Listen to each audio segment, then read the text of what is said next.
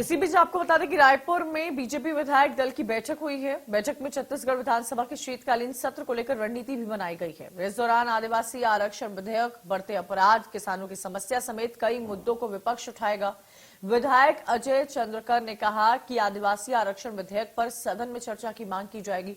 उन्होंने कहा कि पहले दिन क्वांटिफाइबल डेटा को पटल पर रखा जाएगा। विधानसभा को भी ये मालूम होना चाहिए कि आखिर डेटा क्या है। सरकार विधानसभा की अब मानना कर रही है। यदि कि क्वांटिफाइबल डेटा सही है तभी आरक्षण की स्थिति साफ होगी। भानु प्रतापपुर चुनाव को प्रभावित करने के लिए आरक्षण की राजनीति की गई है। वहीं नेता प्रतिपक्ष नारायण चंदेल ने कहा कि सदन में 3 बड़े मुद्दों पर चर्चा की संभावना है।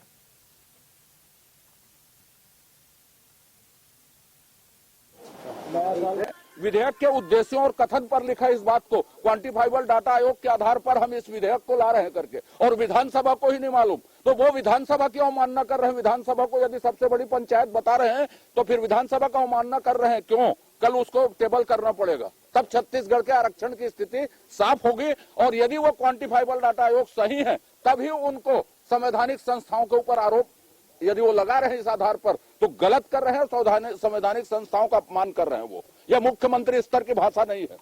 आप बहस करवाइए, संतुष्ट होंगे, बिल्कुल देंगे। जब आप विधानसभा को बड़ी पंचायत बोल रहे हैं तो आप उत्तर दिए हैं उसका, और क्वांटिफाइबल डाटा आयोग दोनों टेबल करिए, उसमें बहस होनी चाहिए। उसके बाद हम यदि संतुष्ट होते हैं तो बिल्कुल समर्थन देंगे, हर हाल में समर्थन देंगे। और अभी तो सिर्फ वो